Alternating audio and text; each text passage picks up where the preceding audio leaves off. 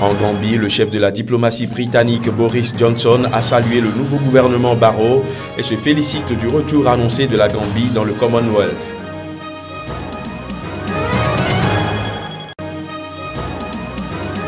Près de 200 migrants nigériens qui étaient détenus dans des centres de rétention à Tripoli en Libye ont été rapatriés dans leur pays.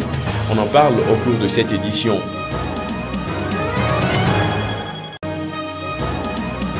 Et puis en Ouganda, les États-Unis ont annoncé une aide supplémentaire de 25 millions de dollars pour faire face à la crise des réfugiés causée par le conflit au Soudan du Sud.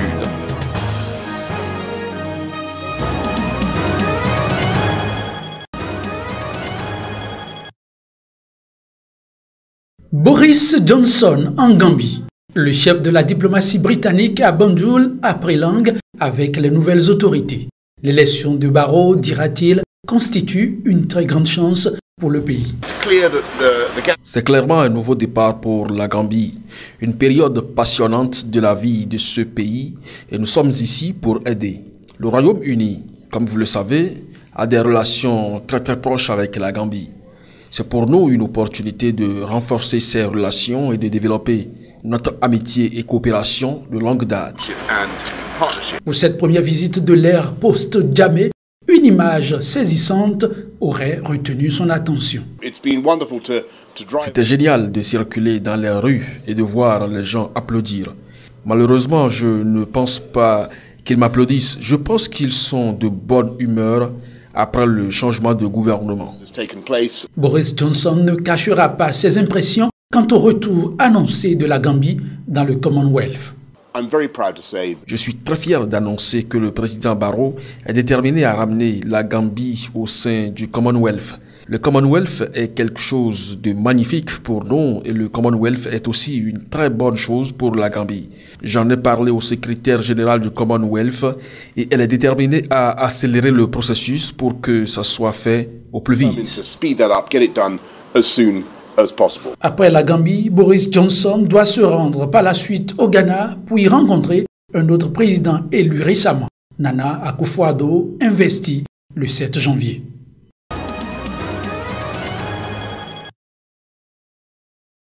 La Gambie va rester membre de la Cour pénale internationale. L'information a été portée par les nouvelles autorités du pays à l'attention du secrétaire général de l'ONU, Antonio Guterres, en sa qualité de dépositaire du statut de Rome qui institue la CPI. Aussi, les autorités gambiennes ont fait part de leur décision d'interrompre le processus de retrait de cette juridiction initié en novembre 2016 par l'ancien président Yahya Jammeh en l'accusant de persécution envers les Africains, en particulier leurs dirigeants. Ceci après que la Gambie eut tenté en vain d'amener la CPI à poursuivre les pays européens pour la mort de nombreux migrants africains en Méditerranée. Conformément à la promesse qu'il a faite durant sa campagne pour l'élection présidentielle du 1er décembre 2016 d'intégrer à nouveau la CPI, le nouveau président gambien Adama Barrow est passé à l'acte. Il a saisi l'occasion pour informer le secrétaire général de l'ONU que son pays, la Gambie, se considère comme un État partie du traité de Rome et continuera à remplir les obligations dues à un nouveau gouvernement engagé dans la promotion des droits humains, la démocratie, la bonne gouvernance et le respect de l'État de droit.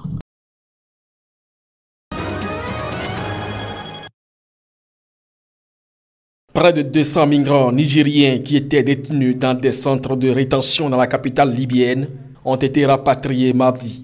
Les migrants ont été rapatriés par avion depuis l'aéroport de Mitiga à l'est de Tripoli, en coordination avec l'Organisation internationale de la migration.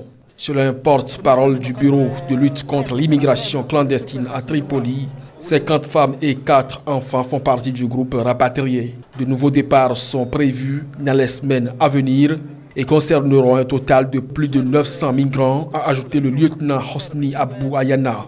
En 2016, l'OIM a assisté 1589 migrants volontairement rapatriés vers leur pays d'origine en donnant la priorité aux plus vulnérables selon le site de l'organisation. Les passeurs de migrants clandestins profitent du chaos qui règne en Libye depuis la chute du régime Mouammar Kadhafi en 2011. La plupart des départs ont lieu depuis l'ouest du pays à destination de l'Italie qui ne se trouve qu'à 300 km. Les Européens envisagent des mesures pour bloquer l'arrivée de milliers de migrants depuis la Libye. Ces mesures alarment les ONG qui redoutent de mauvais traitements à l'encontre des migrants qui resteraient bloqués en Libye. En l'absence d'une armée ou d'une police régulière, plusieurs milices font office de garde-côte tout en étant souvent accusées de complicité voire d'implication dans ce trafic lucratif.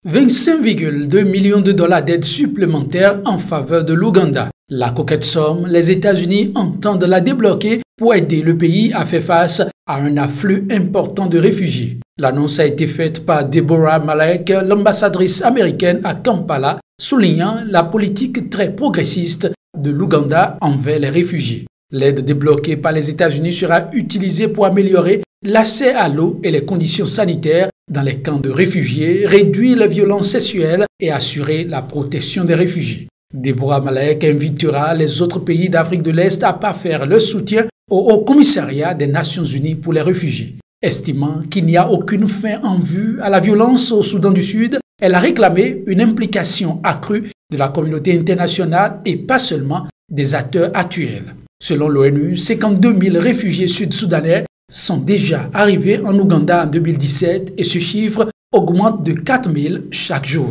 L'Ouganda est considéré comme l'un des pays au monde offrant l'environnement le plus favorable aux réfugiés. Il leur garantit la liberté de mouvement, le droit de travailler et un terrain sur lequel s'installer. La présence des réfugiés commence cependant à être durement ressentie par la population et certains hommes politiques ont adopté un ton très critique à leur encontre. Début février, des affrontements ont opposé la police à des habitants des environs près du camp du Naki Valley dans le sud-ouest du pays autour d'une dispute sur la distribution de terres aux réfugiés. À ce jour, l'Ouganda abrite plus d'1 million de réfugiés.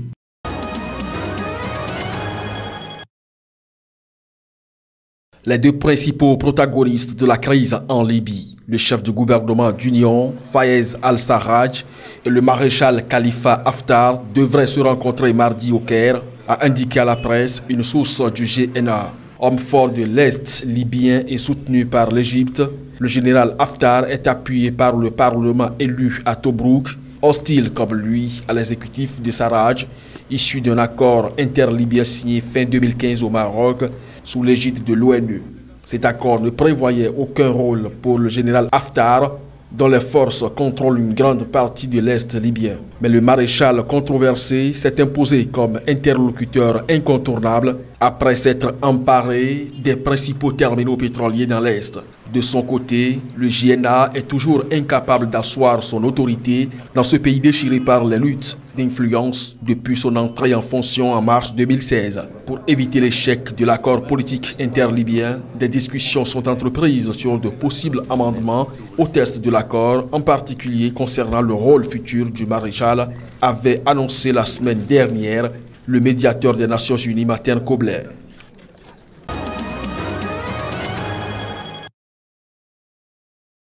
Devant son homologue tunisien, la chancelière allemande Angela Merkel a insisté ce mardi sur le fait que les expulsions de demandeurs d'asile déboutés en Allemagne puissent être accélérées. En pleine année électorale, la thématique est devenue brûlante pour la chancelière, attaquée jusque dans son camp conservateur pour sa politique d'accueil des migrants de 2015, lorsque près d'1 million de demandeurs d'asile étaient arrivés. Cela fonctionne mieux si les retours peuvent être faits de manière volontaire. Si on peut dire à ces personnes, attention, il vaut mieux pour vous que vous retourniez volontairement. En plus, vous recevez une aide de l'État et à ce sujet, nous voulons établir un centre d'information en Tunisie. Mais également, nous voulons être clairs sur le fait que ceux qui ne rentrent pas de leur propre accord seront renvoyés sans leur consentement.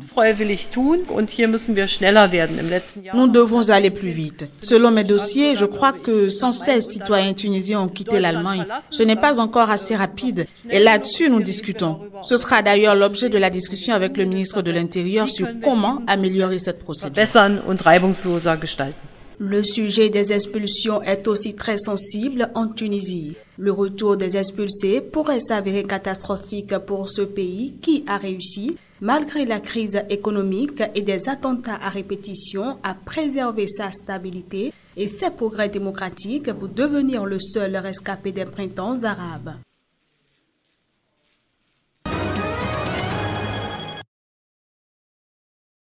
Invasion d'une chenille légionnaire en Afrique australe. La situation préoccupe l'Organisation des Nations Unies qui a lancé un appel urgent à une mobilisation urgente des pays contre ce phénomène. Les chenilles légionnaires font des ravages dans les cultures céréalières, une situation qui fait déjà poindre la menace de pénurie alimentaire. Toutes mes cultures sont affectées par les chenilles légionnaires et à ce stade, les chenilles ne mangent pas que l'extérieur des feuilles. Elles attaquent les jeunes pousses et les dévorent, allant jusqu'à la tige du maïs. Chaque jour, après avoir mis le poison, il reste des chenilles qui sont encore en vie. Je reste à genoux, je prie et j'espère que quelqu'un arrive avec du poison ou un autre poison que nous pouvons utiliser. J'ai vraiment tout essayé et rien ne fonctionne. C'est devant les experts internationaux que le coordinateur régional de l'Organisation des Nations Unies pour l'alimentation et l'agriculture, David Firi, a ouvert une réunion d'urgence à Harare. À l'occasion, il a exhorté les pays menacés à coordonner leurs efforts.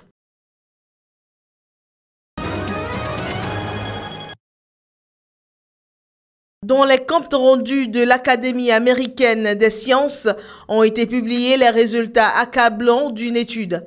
Pendant la grande épidémie d'Ebola en Afrique de l'Ouest de 2014 à 2015, environ 3% seulement des personnes infectées ont été responsables de 61% de toutes les contagions. Ces super propagateurs de l'infection jouent un rôle tellement important dans des épidémies qu'il est essentiel de mieux les identifier afin de contenir plus efficacement les flambées infectieuses. L'ampleur de l'épidémie d'Ebola en 2014 a été sans précédent en Afrique, alors que les premières mesures de contrôle ont toutes échoué. Pour les scientifiques, une meilleure compréhension de ces super propagateurs du virus aurait permis de mieux les cibler et d'intervenir plus efficacement plutôt que de concentrer tous les efforts sur l'ensemble des populations. Ces personnes, dans le cas de la flambée d'Ebola en 2014, se trouvaient davantage parmi les populations que dans les centres de traitement. Elles ont ainsi continué à propager l'infection après qu'un grand nombre des premières personnes malades eurent été emmenées dans les centres de soins où la transmission était beaucoup mieux contrôlée. Les chercheurs estiment que si ces super propagateurs avaient été complètement identifiés, près des 2 tiers des infections auraient pu être évitées.